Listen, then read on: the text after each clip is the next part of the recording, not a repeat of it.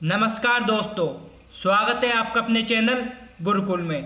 तो दोस्तों, आज की इस वीडियो में हम आपके लिए एसएससी जीडी 2023-24 के लिए मोस्ट इम्पोर्टेंट क्वेश्चन लेकर आए हैं। चलो दोस्तों, इसी के साथ हम अपना समय बर्बाद न करते हुए अपने क्वेश्चन करते हैं। तो हमारा पहला क्वेश्चन आ रहा है स्क्रीन पे, आपको बताना है कौन सा राइट आंसर होगा। दोस्तों, क्वेश्चन आ गया हमारा पहला। बताइए कि हर्यक वंश के पतन के पश्चात मगध पर किस राजवंश की सत्ता स्थापित हुई? तो कौन सा राइट आंसर होगा इसमें? हर्यक वंश के पतन के पश्चात मगध पर किस राजवंश की सत्ता स्थापित हुई? तो राइट आंसर क्या होगा इसमें? ऑप्शन हमारे यहाँ पर है शिशुनाग वंश, नंद वंश, मौर्य वंश या शुंग वंश। तो कौन सा राइट आंसर होगा? तो ऑप्शन ए राइट होगा इसमें। किसकी स्थापित हुई थी सत्ता? शिशुनाग वंश की। ए राइट आंसर होगा इसमें। चलो दोस्तों, अगला क्वेश्चन करते हैं इसी कड़ी के साथ। हम आपको बताना है कि हाल ही में किस कंपनी ने भारत की पहली सोडियम आयन बैटरी तकनीकी लॉन्च की है? तो करंट का क्वेश्चन है दोस्तों, राइट आंसर कौन सा होगा? हाल ही में किस कंपनी ने भारत की पहली सोडियम आयन बैटरी लॉन्च की है? ऑप्शन हमारे यहाँ पर है जेंसर टेक्नोलॉजी, केपीआईटी टेक्नोलॉजी, उपयुक्त दोनों सही है या इनमें से कोई नहीं। तो कौन सा राइट आंसर होगा इसमें? तो किसने की है? केपीआईटी ने। बी ऑप्शन इसमें आपका राइट हो जाएगा, ध्यान में रखना। नेक्स्ट क्वेश्चन करते हैं हम इस कड़ी के साथ। आपको बताना है कि सर्व शिक्षा अभियान किस वर्ष में शुरू किया गया था? सर्व शिक्षा अभियान किस वर्ष में शुरू किया गया था? ऑप्शन हमारे यहाँ पर है 2001 में, 2002 में, 2003 में या 2000 में। तो कब किया गया था दोस्तों? तो सर्व शिक्षा अभियान कब शुरू किया गया था?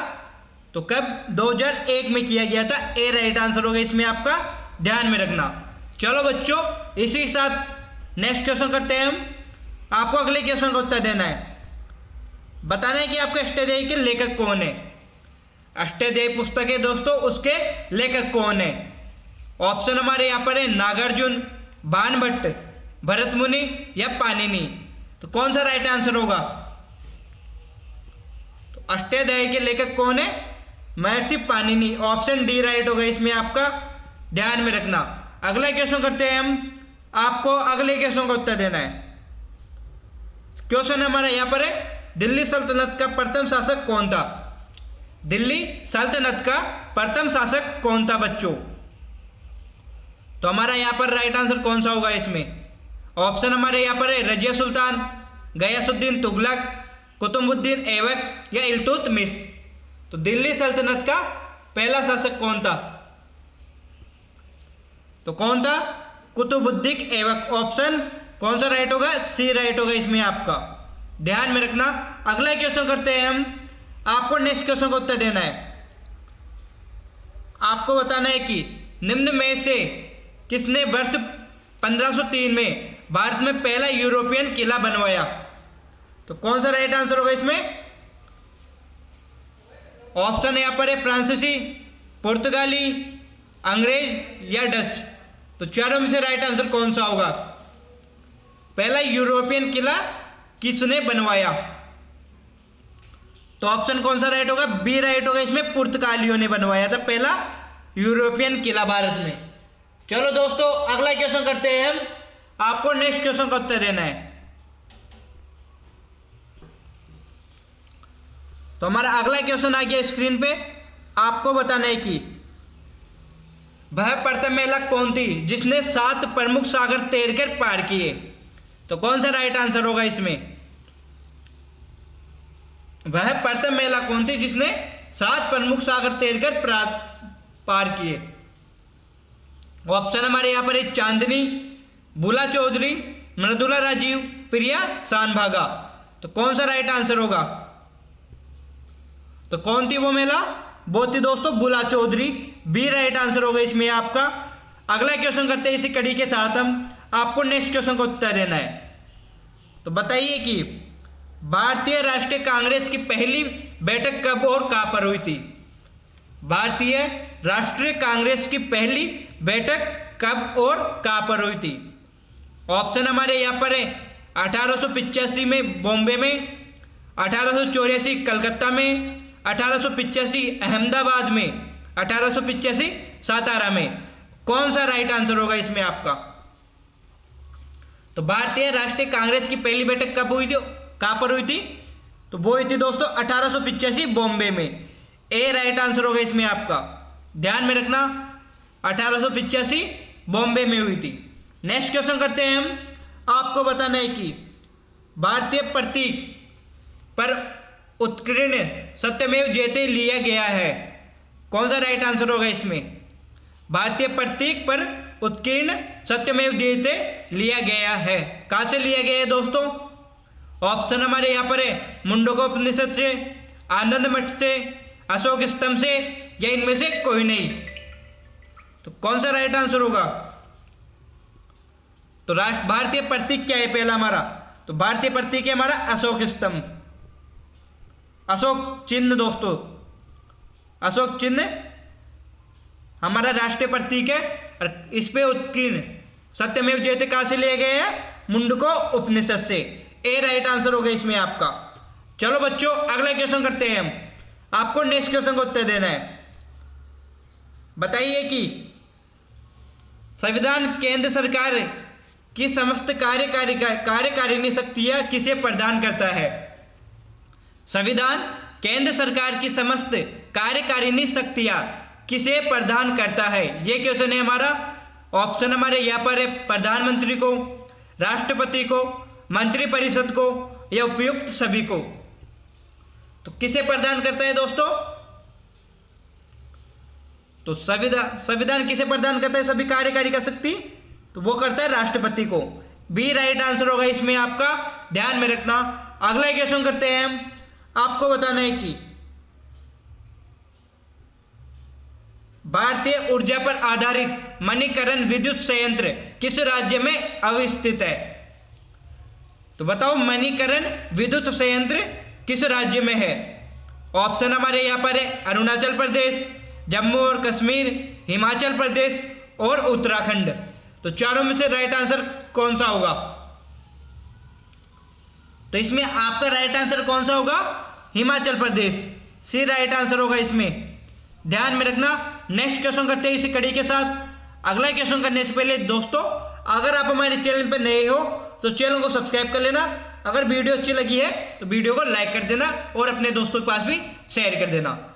चलो बताइए कि आप कौन सा राइट आंसर होगा इसमें। किस वायसराय को भारतीय रेलवे का जनक कहा जाता है? किस वायसराय को भारतीय रेलवे का जनक कहा जाता है? यह क्वेश्चन है हमारा। यहाँ पर आपको बताना है कि राइट आंसर कौन सा होगा। ऑप्शन हमारे हैं Lord Dufferin, Lord Dalhousie, Lord Hardinge, उपयुक्त में से कोई नहीं। तो किसे कहा जाता है?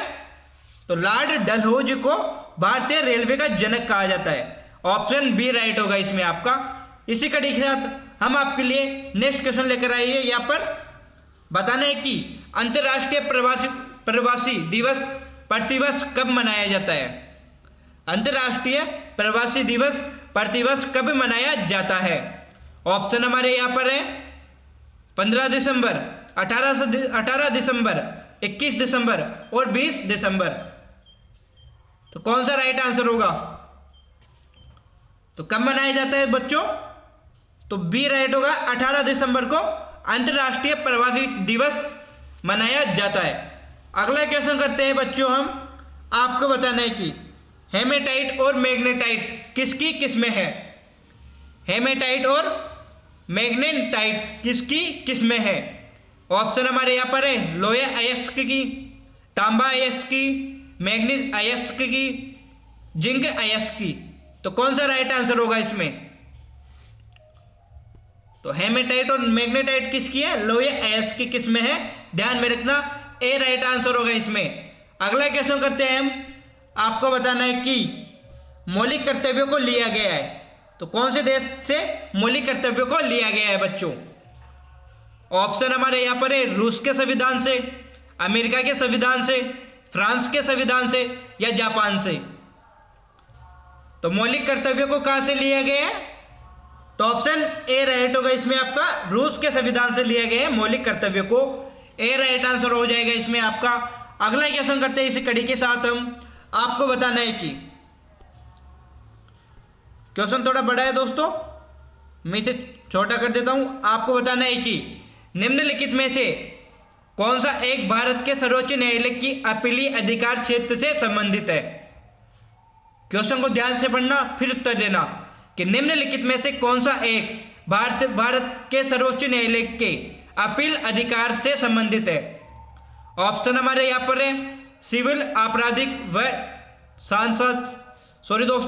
सिविल, आपराधिक और संवैधानिक मुकदमों की अपीलें, संवैधानिक मुकदमों में की गई अपीलें, संघ और राज्य के मध्य विवादों का न्याय निर्णयन, राज्यों के मध्य विवादों का न्याय निर्णय। तो अपीलीय अधिकार से संबंधित कौन सी है यहाँ पर? तो कौन सा राइट आंसर होगा इसमें आपका? तो इसमें ऑप्शन ए राइट हो जाएगा इसमें, सिविल व आपराधिक व संवैधानिक मुकदमों की अपीलें। ध्यान में रखना, अपीलीय अधिकार क्षेत्र में क्या संबंधित है? ए राइट आंसर होगा इसमें आपका। अगला क्वेश्चन करते हैं हम। आपको बताना है कि अकबर ने पानीपत का द्वितीय युद्ध किस राजा के विरुद्ध लड़ा? अकबर ने पानीपत का द्वितीय युद्ध किस राजा के विरुद्ध लड़ा? ऑप्शन हमारे यहाँ पर है सिकंदर सूर, बाज बहादुर है दोस्तों, ध्यान में रखना, बहादुर नहीं है, बाज बहादुर, हेमू और शेरशाह। तो राइट आंसर कौन सा होगा इसमें? तो किस राजा के विरुद्ध लड़ा अकबर ने? हेमू के विरुद्ध लड़ा पानीपत का द्वितीय युद्ध। ध्यान में रखना। अगला क्वेश्चन करते हैं हम। आपको नेक्स्ट क्वेश्चन का उत्तर देना है। बताना है कि मोहनजोदाड़ो की सबसे बड़ी इमारत कौन सी थी? मोहनजोदाड़ो की सबसे बड़ी इमारत कौन सी थी? ऑप्शन हमारे यहाँ पर है अन्नागार, महास्नानागार, सभागृह या भोजनालय। तो सबसे बड़ी इमारत कौन सी थी मोहनजोदाड़ो की? वो थी अन्नागार। ए राइट आंसर होगा इसमें, ध्यान में रखना। अगला क्वेश्चन करते हैं इसी कड़ी के साथ बच्चों हम। आपको बताना है कि प्रायद्वीपीय भारत की किन नदियों का उद्गम स्थल अमरकंटक क्षेत्र है? प्रायद्वीपीय भारत की किन नदियों का उद्गम स्थल अमरकंटक क्षेत्र है? ऑप्शन है यहाँ पर है हमारे नर्मदा, कृष्णा या गोदावरी, सोन, महानदी या नर्मदा, गोदावरी, कृष्णा या कावेरी, चंबल, बेतवा या लूनी। तो कौन सी नदियां हैं जो अमरकंटक की पहाड़ियों से निकलती है? तो कौन सी निकलती है? सोन, नर्मदा और महानदी अमरकंटक की पहाड़ियों से निकलती है। बी राइट आंसर हो जाएगा इसमें आपका। इसी कड़ी के साथ बच्चों हम नेक्स्ट क्वेश्चन करते हैं। आपको बताना है कि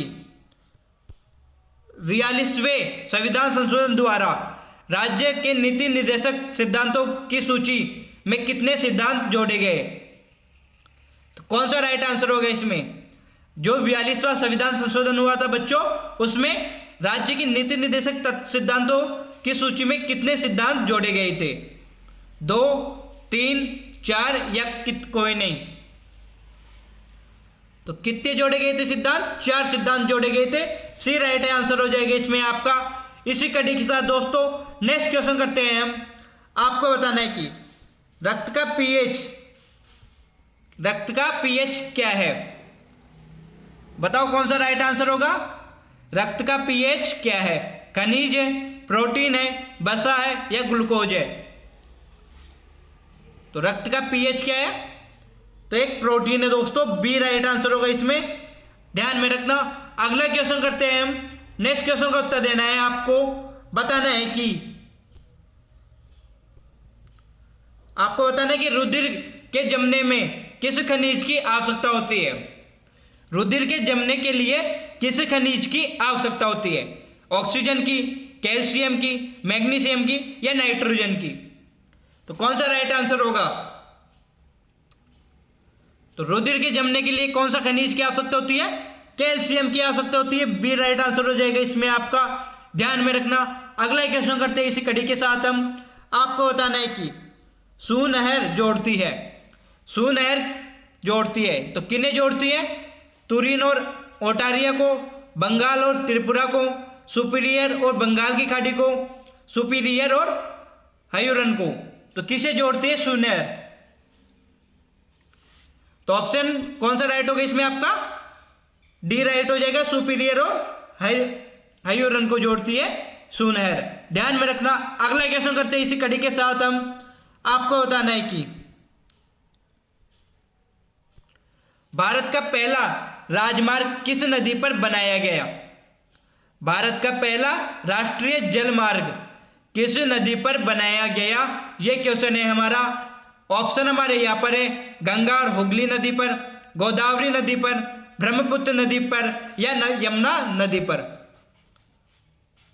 तो पहला राष्ट्रीय जलमार्ग किस नदी पे बनाया गया? गंगा और हुगली नदी पे। आपका ए राइट आंसर हो जाएगा इसमें। इसी कड़ी के साथ हम अगला क्वेश्चन करते हैं। आपको बताना है कि